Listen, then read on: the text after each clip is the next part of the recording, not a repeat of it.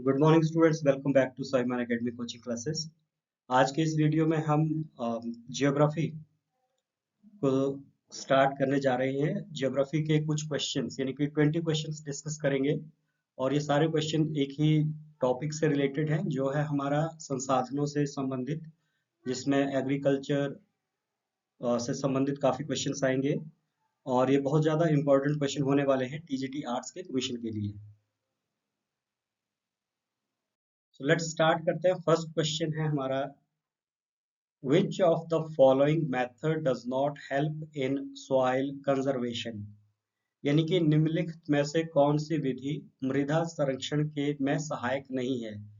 हमें मृदा के संरक्षण की बात कर रहे हैं इसमें, और आपके पास जो ऑप्शंस हैं वो है काउंटर प्लोइंग, जिसको समोच्च जुताई कहते हैं, देन स्ट्रिप क्रॉपिंग यानी कि पट्टी फसल, या क्रिएटिंग शेल्टर बेल्ट्स यानी आश्रय बेल्ट बनाना, और ढलानों पर ऊपर से नीचे जुताई करना यानी कि ploughings up and down the slopes. ठीक है, सो बेसिकली ये डिफरेंट काइंड ऑफ प्लोइंग या कृषि में जो खेती की जाती है उसके डिफरेंट काइंड्स हैं, डिफरेंट प्रकार दिए गए हैं। सो सबसे पहले हम ये समझते हैं कि ये होते क्या हैं। ठीक है, so contour ploughing, contour ploughing या समोच्च जुताई क्या होती है, यानी कि barriers are made manually by stone etcetera on the steep slopes. इसमें क्या किया जाता है कि जो एक हमारा ढलान है, यानी कि पहाड़ की जो ढलान होती है, उस ढलान में सबसे पहले तो ये देखो कि मृदा का अपरदन कैसे होता है। जब भी पानी का बहाव तेज होता है तो उससे जो सॉइल है उसका इरोजन होता है, यानी कि मृदा का अपरदन होता है। अब हमें वो पानी का जो धार है, यानी कि पानी जो का जो बहाव होता है तेज ढलानों पे, उसको कैसे कम करना है, उसके लिए एक विधि है कंटूर फ्लोइंग। इसमें क्या किया जाता है कि ढलान के ऊपर बैरियर्स बनाए जाते हैं, पत्थरों के पत्थरों के बैरियर्स, जिसको मेड बोलते हैं हम, हिंदी में मेड भी बोल सकते हैं। तो मेड बना के उसके जो वाटर का फ्लो है उसको स्लोप, उसको रोका जाता है। अब देखिए जो कंटूर फ्लोइंग या कंटूर बाउंडिंग होती है उसमें और टेरेस फार्मिंग में क्या अंतर है, ये भी हमें पता होना चाहिए। कंटूर फ्लोइंग में बांध बनाए जाते हैं स्लोप पे, ठीक है, ताकि जो बहाव है वो कम हो जाए। टेरेस फार्मिंग में जो स्लोप है उनको खोद के समतल किया जाता है। इसमें कंटूर फ्लोइंग में बांध बनाए जाते हैं, यानी कि पट्टियां बनाई जाती हैं पत्थर एक्सेट्रा की, मेढ़े बनाई जाती हैं। और जो टेरेस फार्मिंग होती है उसमें वो जो ढलान है उसको खोद के उसको समतल किया जाता है। Then strip cropping, strip cropping क्या होती है, यानी कि पट्टी फसल, planting crops in strips across steep slopes. इसमें जैसे कंटूर बॉन्डिंग में, कंटूर फ्लोइंग में हमने पत्थर के बांध बनाए, अब इसमें क्रॉपिंग की जाती है, यानी कि फसलें जो लगाई जाती हैं वो इस तरह से पट्टी बना के लगाई जाती हैं अ, ढलान के यू कैन से समानांतर, ताकि ढलान को कम किया जाए। वो उसको बीच में से काट देती हैं ढलान को। Creating shelter belt, shelter belts में rows of trees working as wind break to save crops. Creating shelter belt में क्या होता है कि जो क्रॉप्स है, हमारे जो खेत हैं उसके चारों ओर पेड़ लगाए जाते हैं, पेड़ों की रोज लगाई जाती है, ताकि जो पानी है, हवा है, वो या तूफान है वो उस फसल को नुकसान ना करे। ठीक है, फसल को नुकसान ना करे या फिर जो मिट्टी है उसका अपरदन को रोके। शेल्टर बेल्ट्स में पेड़ लगाए जाते हैं। And ploughing up and down the slope, यानी कि जो ढलान है उसके उसके अलोंग, यानी कि उसके साथ साथ खेती की जाती है। यानी कि ढलान ऊपर से नीचे, तो खेत भी ऊपर से नीचे की दिशा में है। अब ये जो विधि होती है फ्लोइंग अप एंड डाउन, इससे सॉइल कंजर्वेशन नहीं होता है, इससे सॉइल का लॉस होता है। सो द राइट ऑप्शन है ploughing up and down the slopes. Second question है, which of the following type of resource is iron ore. Iron ore यानी कि जो लौह अयस्क है वो किस प्रकार का संसाधन है, रिन्यूएबल, बायोटिक, फ्लो या नॉन रिन्यूएबल। जो ओर होते हैं हमारे, वो हमारे एक नॉन रिन्यूएबल रिसोर्सेज हैं, गैर नवीकरणीय रिसोर्स है लौह अयस्क। नेक्स्ट क्वेश्चन है, which in which of the following states is overgrazing responsible for land degradation, यानी कि इनमें से कौन से दो राज्य हैं जिनमें अत्यधिक चारण से, यानी कि जो बहुत ज्यादा पशु चराए जाते हैं, ओवर ग्रेजिंग की जाती है, उससे लैंड डिग्रेड हुआ है, यानी कि भूमि का क्षरण हो गया है, उपजाऊ क्षमता उसकी खत्म हो गई है और जो उसमें हरियाली थी वो खत्म हो गई है। तो ये जो दो राज्य हैं, मध्य प्रदेश और राजस्थान, इनमें ओवर ग्रेजिंग से लैंड डिग्रेडेशन हुआ है। नेक्स्ट क्वेश्चन हमारे पास है, under which of the following type of resource can tidal energy B put, यानी कि जो ज्वारीय ऊर्जा है वो किस प्रकार का संसाधन है। देखो, जो टाइडल एनर्जी होती है वो हमारी रिप्लेनिशेबल एनर्जी होती है, यानी कि पुनः पूर्ति योग्य होती है। टाइड्स आती हैं और फिर वो जब, यानी कि ज्वार आता है, उसका पानी वापस चला जाता है और दोबारा आ जाता है। एक ये रिप्लेनिशेबल या पुनः पूर्ति योग्य संसाधन है। नेक्स्ट है, which of the following is the main cause of land degradation इन पंजाब, यानी कि पंजाब में किस वजह से लैंड डिग्रेड हुआ है, भूमि का क्षरण हुआ है। ऑप्शन है intensive cultivation, deforestation, over irrigation, over grazing. Over grazing का तो हमने पीछे डिस्कस कर लिया कि मध्य प्रदेश और राजस्थान में ये प्रॉब्लम क्रिएट हुई है, जबकि जो पंजाब एंड हरियाणा है उसमें ओवर इरिगेशन से जो लैंड है वो डिग्रेड हुआ है, भूमि का क्षरण हुआ है अत्यधिक सिंचाई से। नेक्स्ट है, one of the following which does not check land degradation, यानी कि निम्नलिखित में से कौन भूमि क्षरण की जांच नहीं करता है। जैसे कंट्रोल ऑन ओवर ग्रेजिंग है तो इससे भी चेक हो जाता है, उससे भी भूमि डिग्रेड जो है वो कम हो सकती है। Creating shelter belt against soil conservation की एक टेक्निक है। अफॉरेस्ट्रेशन, यानी कि वन लगाए जाते हैं तो उससे भी भूमि जो है उसकी क्वालिटी अच्छी हो जाती है, यानी कि जो भूमि है उसमें क्षरण नहीं होता। जबकि जो डिफॉरेस्ट्रेशन है, यानी वनों की कटाई जो है, उससे सॉइल इरोजन होता है, सॉइल कंजर्वेशन नहीं होता है। Deforestation is the right answer here. Next है, what percentage of our land should be under forest according to national forest policy 1952। 1952 की जो हमारी नेशनल फॉरेस्ट पॉलिसी है उसके अनुसार कितने प्रतिशत भाग पे, कितने प्रतिशत भूमि पे वन होने जरूरी है। ये 33% है। ठीक है, इसमें जो 33% है इसमें पर्वतीय राज्यों के लिए 66% किया गया है, जबकि जो हमारे अनदर राज्य हैं, यानी कि प्लेन्स के हैं राज्य, उनमें ये परसेंटेज कम है। नेक्स्ट है, materials in the environment which have the potential to satisfy human needs but human beings do not have appropriate technology to access them are called, यानी कि पर्यावरण में वे सामग्रियां जो मानवीय आवश्यकताओं को पूरा करने की क्षमता रखती हैं लेकिन मानव के पास उन तक पहुंचने के लिए उपयुक्त तकनीक नहीं है, उन्हें क्या कहा जाता है। ठीक, यानी कि ऐसा जो मटेरियल्स है इन्वायरमेंट में जो हम यूज तो कर सकते हैं लेकिन हमें यूज करना नहीं आता है, उन्हें क्या कहा जाता है। ऑप्शंस है जैसे potential resources, stock, developed resources या रिजर्व्स। इसका सही आंसर है स्टॉक।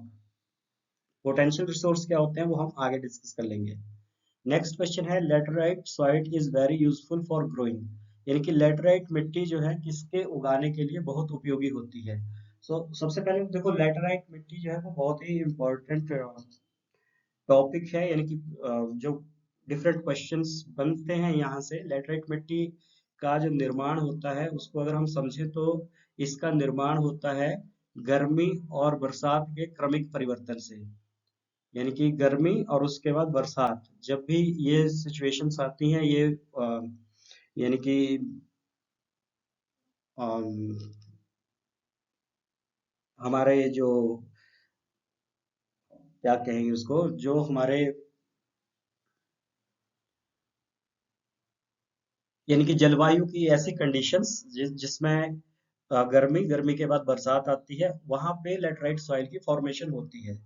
और लेटराइट सॉइल की जो अनदर खासियत है वो होती है कि ये गीली होने पे चिपचिपी या लिपचिपी और सूखने पर ईंट की तरह सख्त हो जाती है। ये दो क्वेश्चन बहुत इंपॉर्टेंट है। क्रमिक परिवर्तन, गर्मी और बरसात का क्रमिक परिवर्तन, और ऐसी क्वालिटी जो सूखने पे ईंट की तरह सख्त और गीली होने पे लिपचिपी हो जाती है, वो उसे कहते हैं लेटराइट सॉइल। और लेटराइट सॉइल जो है वो basically tea, coffee, cashew nut, इनके उत्पादन के लिए बहुत ज्यादा उपयोगी होती है। नेक्स्ट क्वेश्चन है, there is enough for everybody's need and not for anybody's greed. Who among the following has given the above statement? यानी कि हर किसी की जरूरत के लिए पर्याप्त है और किसी के लालच के लिए नहीं। यह कथन किसने दिया था? ये जो कथन था ये महात्मा गांधी का क्वेश्चन है कि there is enough for everybody's need and not for anybody's greed. Next question हमारे पास है, black soil is deficient in. Black soil में किस चीज की कमी होती है? Calcium carbonate, magnesium, potassium, phosphoric content. देखिए black soil, another important thing है, ब्लैक सॉइल जो है वो बेसॉल्ट चट्टानों के क्षरण से बनती है। और बेसॉल्ट चट्टान जो है वो आग्नेय चट्टान है, यानी इग्निस रॉक है। इग्निस रॉक कैसे बनती है? वो लावा के ठंडे होने से बनती है, उसके क्षरण से लावा के ठंडे होने से इग्निस रॉक बनती है, जिसमें ग्रेनाइट बेसॉल्ट आती है। बेसॉल्ट के क्षरण से काली मिट्टी बनती है, ठीक है। और इसको चरनोजम या रेगुर मिट्टी भी कहते हैं। कपास के लिए ये बहुत उपयोगी होती है। और इसमें बेसिकली फास्फोरिक कंटेंट्स जो है उसकी कमी पाई जाती है। नेक्स्ट क्वेश्चन है, which of the following soil has self aeration capacity. यानी कि निम्नलिखित में से किस मिट्टी में स्व वायु संचार क्षमता होती है? अगेन ये ब्लैक सॉइल की एक खासियत है, इसे स्वतः जुताई की मिट्टी भी कहा जाता है। इसके सबसे महीन कण होते हैं, इसमें जल धारण करने या आर्द्रता धारण करने की क्षमता सर्वाधिक होती है, और इसमें सेल्फ एरिएशन की कैपेसिटी भी होती है। नेक्स्ट है, what is arrangement of soil in different layers of horizons known as. यानी कि विभिन्न परतों या क्षितिजों में मिट्टी की व्यवस्था को क्या कहा जाता है? बहुत इंपॉर्टेंट क्वेश्चन है कि जो जब मिट्टी की क्लासिफिकेशन की जाती है, मिट्टी की जो परतें होती हैं जिसमें डिफरेंट लेयर्स हैं, उनको कहा जाता है सॉइल प्रोफाइल। नेक्स्ट है, resources which are found in a region but have not been utilized are called.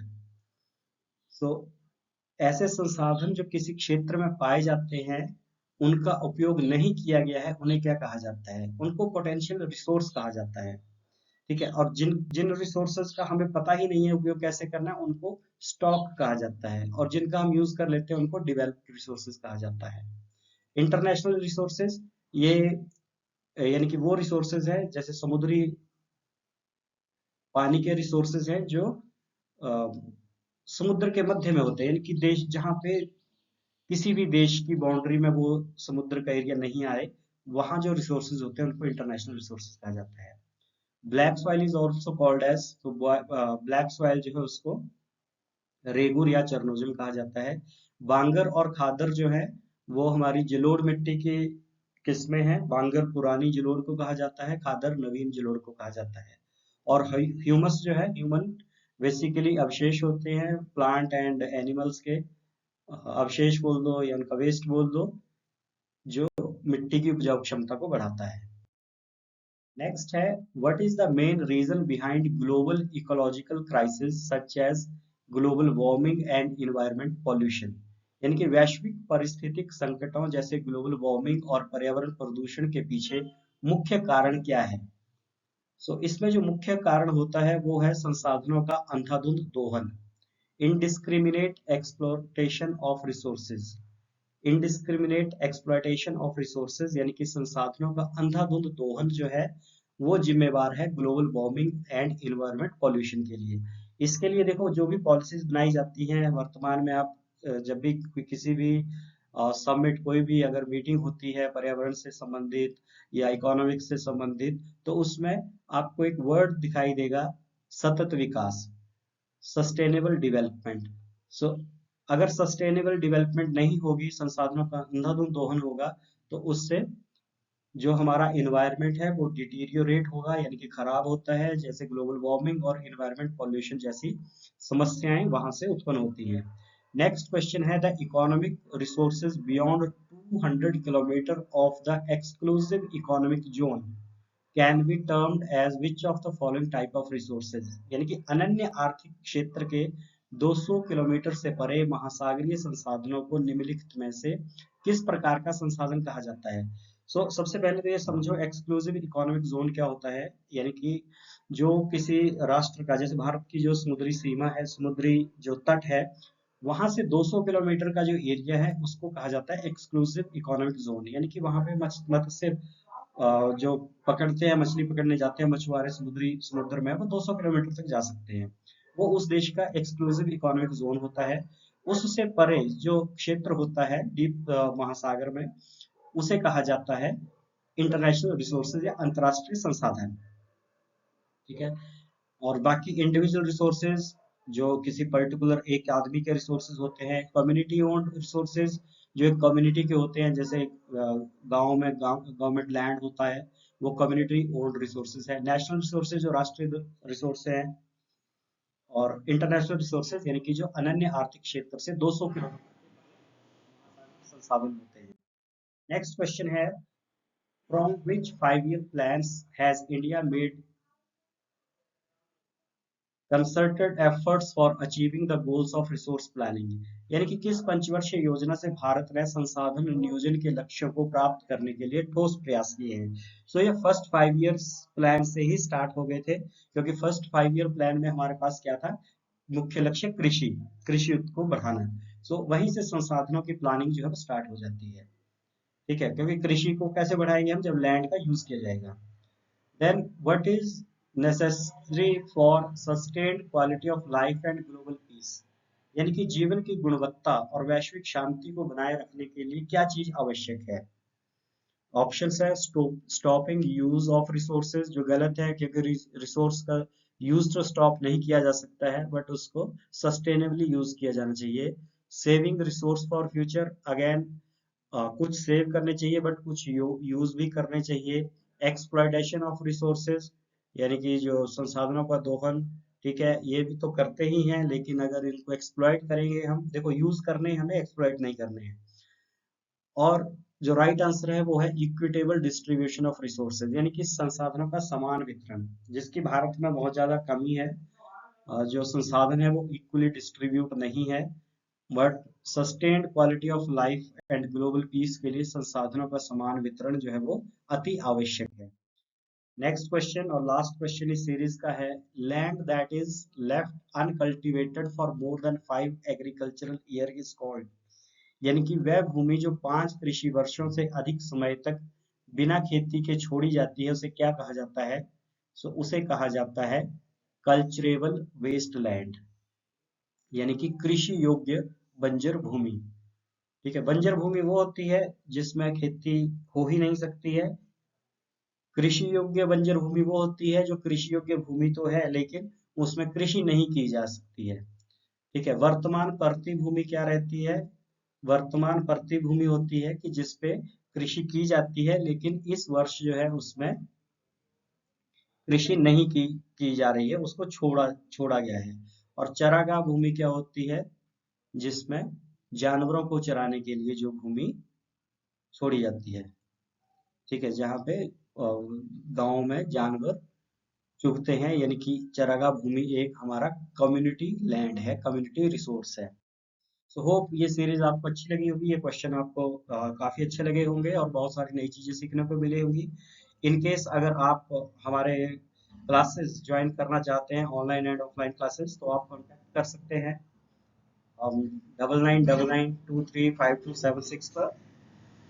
आप इस नंबर पे व्हाट्सएप कर सकते हैं, कॉल कर सकते हैं, सो दैट आप ऑफलाइन या एंड ऑनलाइन क्लासेस के बारे में जानकारी ले सकें।